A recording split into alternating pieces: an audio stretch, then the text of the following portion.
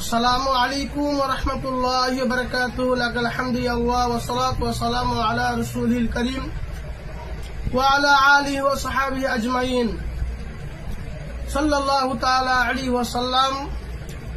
আলহামদুলিল্লাহ, আবার আমি আপনাদের সম্মুখে একটা ভিডিও নিয়ে চলে এসেছি। আমাদের খাদিমুল ইসলামের পক্ষ থেকে আপনাদের সম্মুখে এর আগে যে আলোচনা করেছিলাম ফুরফুরা এবং ওয়াহাবি সম্পর্কে, এখন আলোচনা করব ওয়াহাবির বাড়িতে খাওয়া যাবে কি যাবে না। আমার হাতে কিতাবটা হচ্ছে ফতোয়ায়ে শারহে বুখারী ৩ নম্বর খণ্ড। এই ফতোয়ায়ে শারহে বুখারী ৩ নম্বর খণ্ড থেকে আমি আপনাদের সম্মুখে কিছু আলোচনা করব ইনশাআল্লাহ। বর্তমান জামানায় আমাদের সম্মুখে একটি ফিতনা, সেটা হচ্ছে ওয়াহাবি দেওবন্দি আহলে হাদিস। এই ওয়াহাবিরা বিভিন্ন নামে বিভিন্ন দলে বিভক্ত হয়ে ভাগ হয়ে যে মুসলমান সাধারণ মানুষের ঈমানকে ধ্বংস করছে। যেমন জামাতে ইসলাম যারা আছে, তারা রাজনৈতিক মানুষ ইসলামকে পছন্দ করে ভালোবাসে, এই রাজনৈতিক মানুষকে আপনার পাকড়াও করার জন্য, তাদের ঈমানকে ধ্বংস করার জন্য জামাতে ইসলাম আছে। যারা আম সাধারণ মানুষ মাঠে চাষবাস করে, তিনাদের ঈমানকে ধ্বংস করার জন্য আপনার দিকে তাবলিগি জামাত। এই ওয়াহাবি দেওবন্দীদের বাড়িতে খাওয়া যাবে কি যাবে না, এই বিষয়ে আজকের আলোচনা ইনশাআল্লাহ করব। তো মাসআলা যেটা লেখা আছে ফতোয়া শারহে বুখারী ৩ নম্বর খণ্ড ২৮১ পৃষ্ঠাতে, ওয়াহাবি দেওবন্দির বাড়িতে খাওয়া যাবে কি যাবে না, ওয়াহাবি দেওবন্দির বাড়ির খাবার খাওয়া যাবে কি যাবে না, এবং ওয়াহাবি দেওবন্দির হাতের দেওয়া পানি পান করা কি যাবে না, এই বিষয়ে আলোচনা।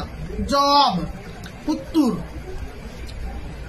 ওয়াহাবি দেওবন্দির সঙ্গে মিল ঝুল রাখা হচ্ছে হারাম ও গুনহার কাজ।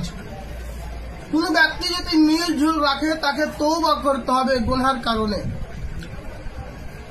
ওয়াহাবি দেওবন্দির বাড়িতে খাওয়া দাওয়া করা, এটা হচ্ছে মিল ঝুল রাখাই। তো মিল ঝুল যেহেতু রাখা হারাম, এই জন্য ওদের বাড়িতে আপনার খাওয়া যাবে না। খাওয়া হচ্ছে হাদিস থেকে মানা করা আছে। হাদিসটি কোন হাদিসে মানা করা আছে? আল মুস্তাদরাক লিল হাকিম আপনার ৩ নম্বর খণ্ডর ৬৩২ পৃষ্ঠার ভিতরে হাদিসটি তোলা হয়েছে।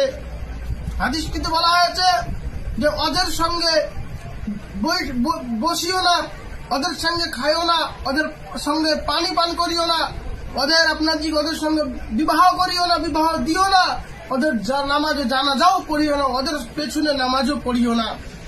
এই হাদিসটা আল মুস্তাদরাক লিল হাকিম ৩ নম্বর খণ্ড ৬৩২ পৃষ্ঠার ভিতরে লেখা আছে। এই জন্য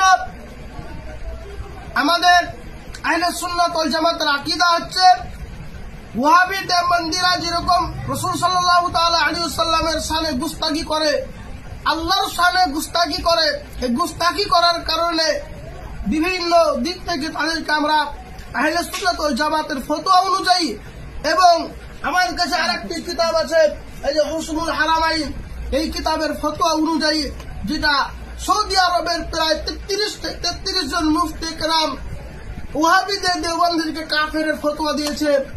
এই কাফেরের ফতোয়ার কারণে তিনাদের বাড়িতে খাওয়া দাওয়া সম্পূর্ণ হারাম। আপনাদের কাছে আমাদের অনুরোধ, খাদিমুল ইসলামের পক্ষ থেকে আপনারা অবশ্যই ওয়াহাবি দেওবন্দীদের বাড়ি থেকে দূরে থাকবেন, ওদের খাওয়া দাওয়া থেকে দূরে থাকবেন, ওনাদের সঙ্গে ওয়াহাবি দেওবন্দির সঙ্গে রিশতা বিবাহ দেওয়া থেকে দূরে থাকবেন, কারণ তারা হচ্ছে কাফের। আর হাদিসের ভিতর আছে মান শাক্কা ফি কাফারি ওয়া আজাবাহু ফাকাদ কাফারা, এইরকম একটা হাদিস আছে যে তাদের কুফরিয়াতে যে শক করলো, সেই ব্যক্তিও কাফের হয়ে যাবে। তা আপনাদের কাছে আমাদের অনুরোধ যে ঈমান হচ্ছে আমাদের মূল সম্পদ। ঈমান ছাড়া আমাদের আমলের কোনো কাজ নাই। তো ঈমানকে বাঁচানোর জন্য বর্তমান যুগে এমন একটা যুগ যে হাতে আগুনের আপনার যে গোলা লেওয়া সম্ভব হবে, আগুনের কয়লা, জ্বলন্ত কয়লা লেওয়া সম্ভব হবে, কিন্তু ঈমান বাঁচানো সম্ভব হবে না। বিভিন্ন দিক থেকে তারা আপনার দিকে বিভিন্ন দিক থেকে আপনার নরম নরম কথা বলবে। আল্লাহ রাসূল বলেছে যে তারা নরম নরম ভাবে কথা বলবে, নবীদের মতন কথা বলবে, আর নবীদের মতন কথা বলে মানুষের ইমানকে ধ্বংস করবে। তো আপনারা ইমানটা হচ্ছে মূল সম্পদ, ইমানকে বাঁচানোর জন্য আপনারা অবশ্যই ওয়াহাবি দেওবন্দি থেকে দূরে থাকবেন। আর এই ভিডিওটাকে আপনারা অবশ্যই লাইক শেয়ার করবেন এবং আপনারা সমস্ত আহলে সুন্নাত ওয়াল জামাত মুসলমান ভাইদের কাছে আমার এই ভিডিওটা পৌঁছে দিবেন। আর আপনাদের যদি কোনো প্রশ্ন করা তাকে অবশ্যই কমেন্ট বক্সে প্রশ্নটা করবেন। আপনাদেরকে দলিল সহকারে এইরকমই কেতাব দলিল সহকারে আপনাদেরকে উত্তর দেওয়া হবে ইনশাআল্লাহ। নিজের মন গড়ানো কথা আমি শামীম রেজা খাদিমুল ইসলাম কোনদিন বললাম আর কোনদিন বলিনি। এইরকম আপনাদের সম্মুখে হাদিস ও কোরআন থেকে আলোচনা করব ইনশাআল্লাহ।